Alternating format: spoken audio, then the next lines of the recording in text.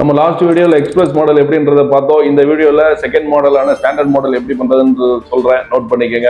இந்த standard model யாருக்கெல்லாம் அப்படின்னு பாத்தீங்கன்னா, நான் ஏற்கனவே ஒரு பிசினஸ் பண்ணி அனுபவப்பட்டிருக்கிறேன், எனக்கு ரெஸ்டாரண்ட் ஃபீல்டு அனுபவம் இல்லை, ஆனா நான் ரெஸ்டாரண்ட் பண்ணணும் அப்படின்னு நினைக்கிறவங்க தாராளமா ஸ்டாண்டர்ட் எடுத்து பண்ணலாம்.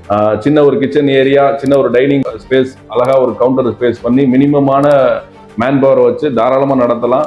மினி டைனிங் அப்படின்னு சொல்ற மாடல் இது ஸ்டாண்டர்ட் மாடல்.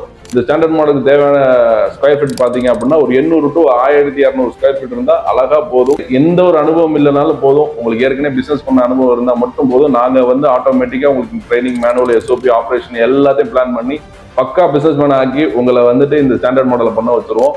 அதனால இந்த ஸ்டாண்டர்ட் மாடல் யாருக்கெல்லாம் தேவைன்றதை நோட் பண்ணிட்டு பிளான் பண்ணிட்டு வாங்க, உங்களுக்கு தாராளமா நாங்கள் ஹெல்ப் பண்ண தயார். ஆனா இது எந்த இடத்துல இருக்கணும் அப்படின்னு பார்த்தா, இதுவும் அதே மாதிரி கொஞ்சம் க்ரௌட் புல்லிங் ஏரியால இருந்துச்சுன்னா இன்னும் கொஞ்சம் சீக்கிரம் சக்சஸ் பண்ணி நல்லா பண்ணலாம் பிசினஸ். அந்த மாதிரி இருக்கிறவங்க தாராளமா வாங்க. நன்றி, வணக்கம்.